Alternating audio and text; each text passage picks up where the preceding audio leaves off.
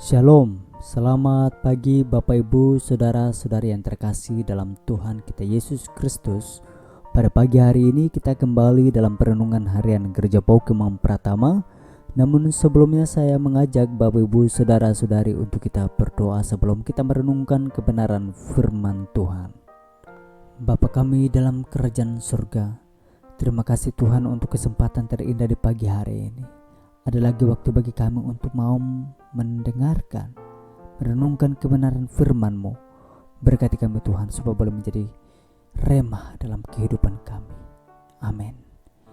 Bapak Ibu Saudara-saudari yang terkasih dalam Tuhan kita Yesus Kristus, kebenaran firman Tuhan yang akan kita renungkan bersama-sama pada pagi hari ini terambil dari Kejadian pasal 41 ayat yang ke-52.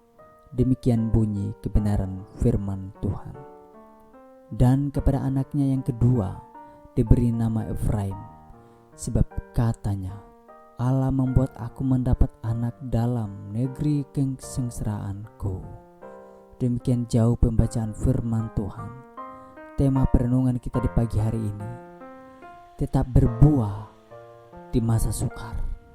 Yusuf berumur 17 tahun ketika ia dijual oleh saudara-saudaranya sebagai budak dan dibawa ke Mesir.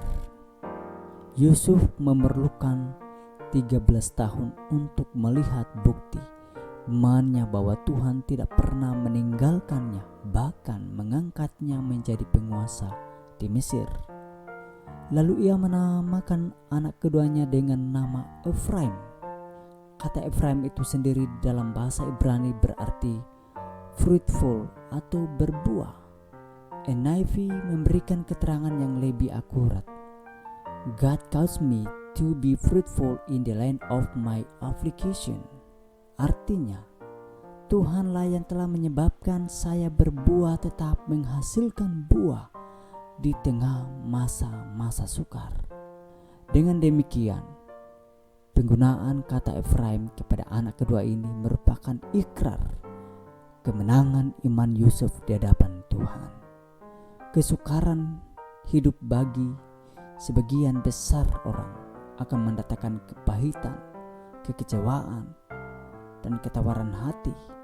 Masa-masa sulit dan sukar ini banyak kali membuat orang percaya menjadi pahlawan yang gugur tanpa tanda jasa karena kehilangan kekuatan untuk bertahan dan berperang. Ketika pergumulan kehidupan terbentang, kita hanya diperhadapkan pada dua pilihan, bertahan dan berakar atau menjadi layu dan kering. Yusuf mengerti benar akan dua pilihan ini. Apakah tetap menjadi budak dan hidup di dalam penjara derita, atau bertahan dan keluar sebagai pemenang?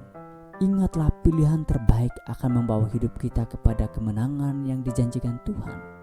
Karena Tuhan tidak pernah membiarkan setiap orang dan masa-masa sukar dalam kehidupan kita tanpa sebuah rencananya yang indah. Yang Tuhan butuhkan dari umatnya adalah kekuatan untuk terus bertahan dan berakar dalam Dia sampai rencananya tergenapi dalam kehidupan kita. Di saat penderitaan mengaburkan pandangan kita untuk melihat jalannya, namun dengan ketajaman mata iman kita tetap dapat melihat hatinya yang terlalu bijaksana dan baik ketika kita melakukan sebuah kesalahan di dalam kehidupan kita. Bapak Ibu Saudara yang terkasih, ada sebuah kisah nyata. Seorang hamba Tuhan bernama Ike Rickert mengalami depresi yang berat ketika sukacita menantikan kelahiran anak pertamanya berubah menjadi malapetaka. Dalam proses kelahiran, jantung istrinya tiba-tiba berhenti berdetak sehingga dalam sekejap ia kehilangan istri dan anaknya. Untuk menghibur hati hamba Tuhan ini, Eddie Carswell dan Barbie Marson membuat sebuah lagu yang diambil dari tulisan Charles Spurgeon. God is too wise to be mistaken. God is too good to be unkind. And when you cannot trust his hand, you can always trust his heart. Maka lahirlah sebuah lagu yang sangat terkenal berjudul Trust His Heart.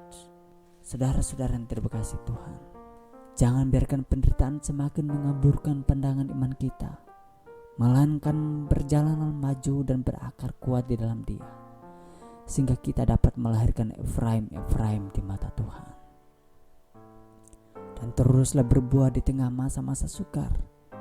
Jadilah orang percaya yang tidak mudah menyerah, namun teruslah berjuang sampai kemuliaan Tuhan nyata dalam kehidupan kita. Amin. Untuk perenungan kita di pagi hari ini, mari kita berdoa. Ya Bapa, mampukan kami bertahan, bahkan berbuah dalam masa-masa sukar dalam hidup kami. Sebab kami ingin menjadi berkat bagi banyak orang. Dalam nama Yesus. Amin.